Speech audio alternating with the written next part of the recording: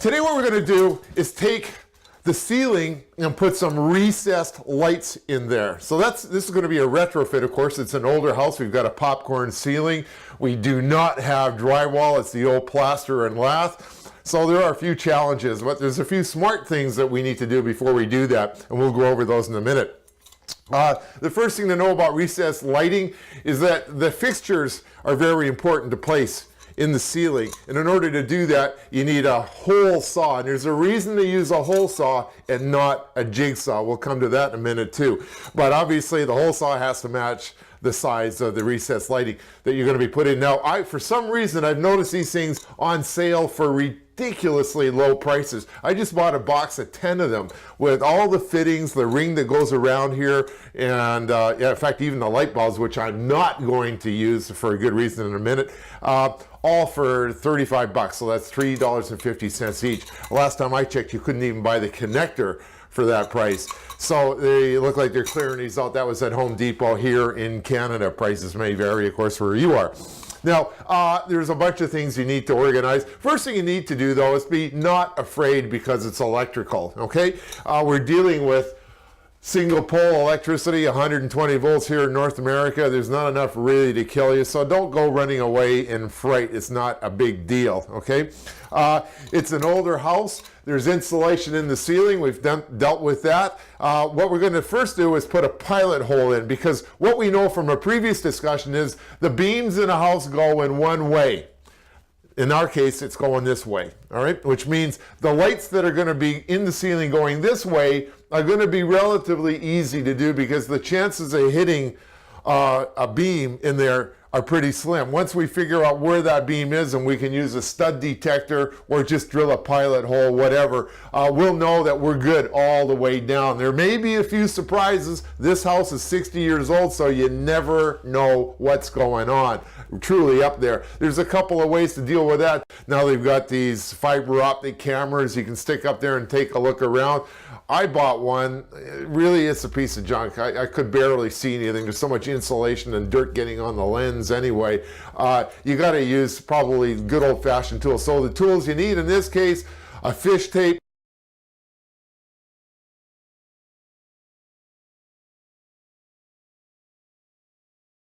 side cutters, an electrician's best friend, strippers if you're kind of not too good at the stripping wire thing, measuring tape, an electric drill, battery or power, doesn't matter, a hole saw. Now, we're going to be doing this in a somewhat special way. First of all, these fixtures, which is probably why they were on sale, were designed for the older halogen style of bulb. We are not going to be using halogen. We're going to use LED technology. We're not even going to fluorescent. Garbage crap. They don't work worth a damn. They're just stupid. We're going straight to LED. Bit more money, but way less electricity. And more importantly, for an old house like this, less heat. And that becomes really important in the summertime, because when you turn these lights on, if you've got halogen bulbs in there, that's basically a heater. And if you've got 10 of them, that's 500 watts of heat that you're going to have to spend a lot of money getting out of your house. Even if it's up in the ceiling, it's going to be focused heat down below. You don't want that. That's where the LEDs come in.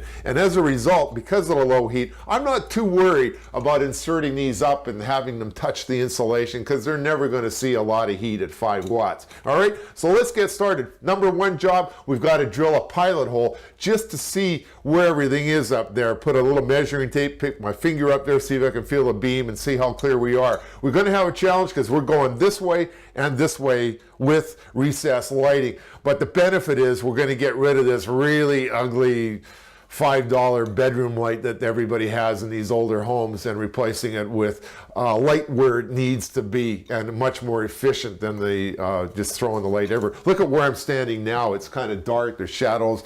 My daughter's bedroom is right here, and at nighttime it can get dark in this corner. That's all going to be changed once I get all these lights in. Once the holes are in, it's actually quite easy to wire them, because you can reach into the hole and pull the wire from hole to hole, as they're usually in a row, and you just take whichever one's the closest to the existing light, run a wire to that one, and the other ones, of course, all are in parallel and feed to each other. And we don't need to worry about the power, because we're only going to be running 5 or 6 watts per socket up there, per outlet for the lamps rather. So All in all, technically pretty easy to do, but we've got to pay attention to some measurements, so we'll get into that right now. Now, this is an example of why we want to use a hole saw, because in this particular case, even though I properly measured the joists, the space between the joists, it turned out that for some reason there's a piece of wood up there, and when I went to drill the first hole with the red tape on there, I noticed there was a big beam in behind there, so there was no access to be able to put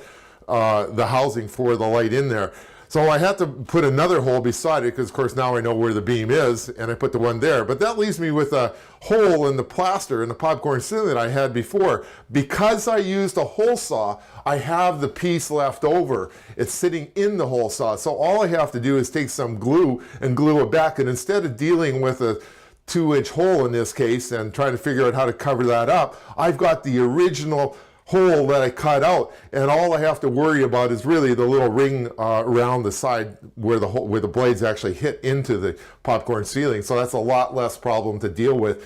Okay, well, I'm up at the ceiling now. Aesthetically, we would probably want to center things, make these lights in the center of my hallway here, which we can see is, let's call that 42 inches. So we want to normally put it about 21 inches, which I've marked here.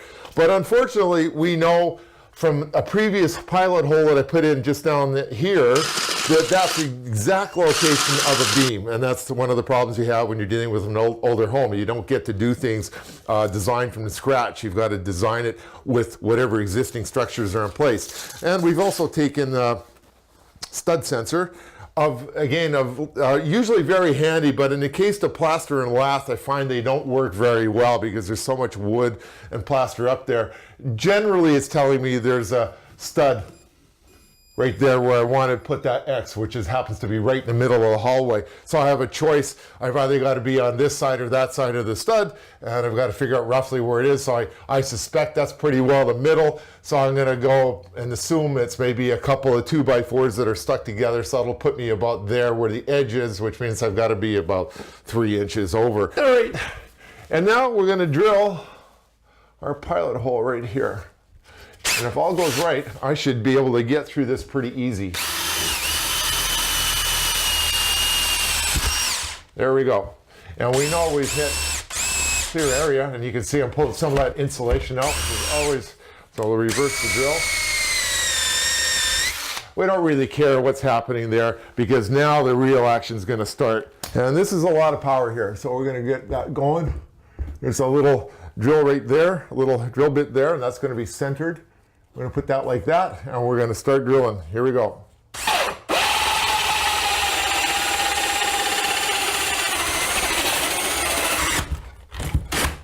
And that hook tells me we are right near the end.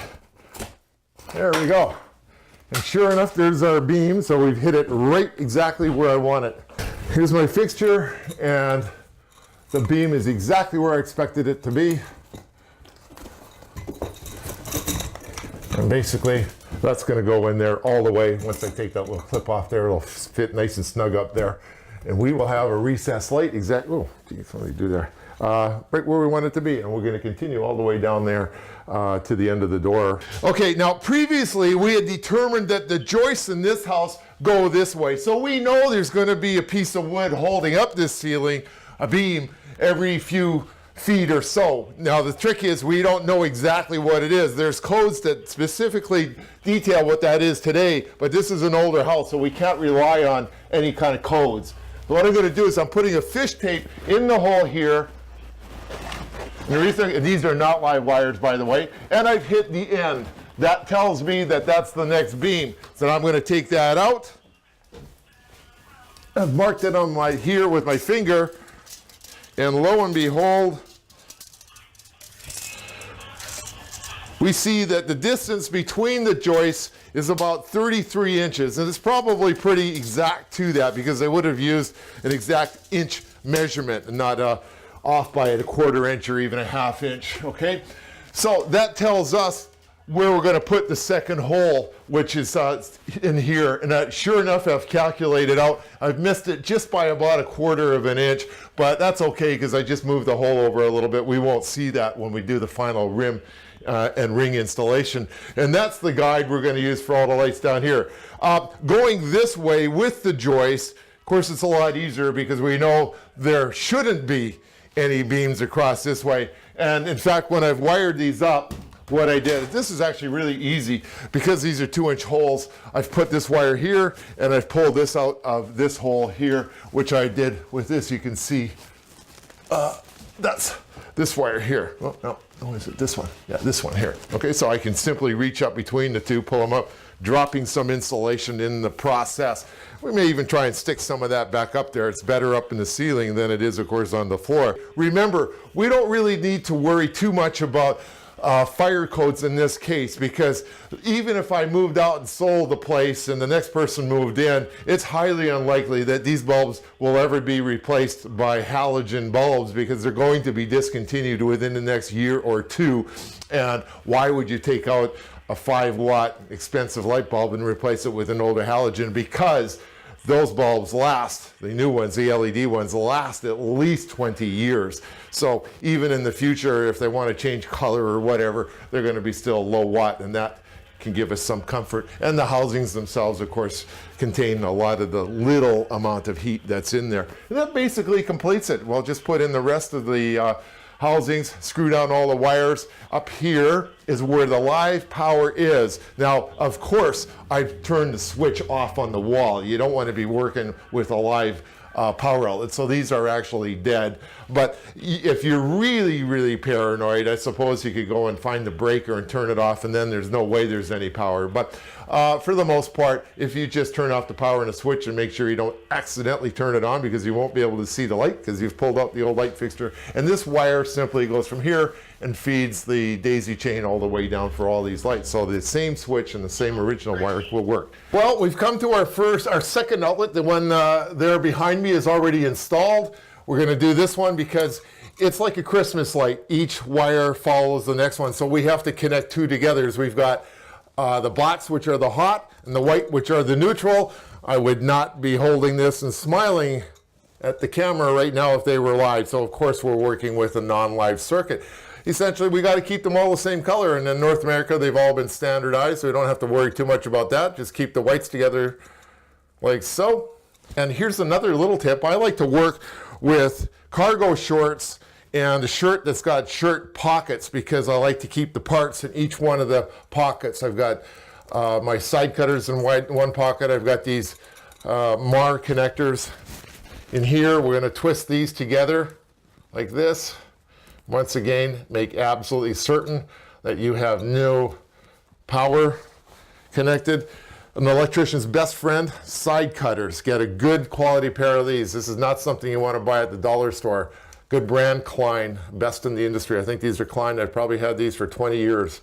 And they're my sort of main tool for just about anything electrical. I can strip wires with them. As you can see, I'm twisting to make the physical connection and the electrical connection, which is just as important, of course. And what we're going to do is wrap the black wire from the fixture on there like that. We're going to take my MAR connector that I've had in my shirt pocket, nice and warm. We're going to take the grounds, that's the bare wire here, and twist them together. Now technically they don't need a MAR connector, but I like to put one on there anyway, just to make sure that we've got a solid ground all the way through.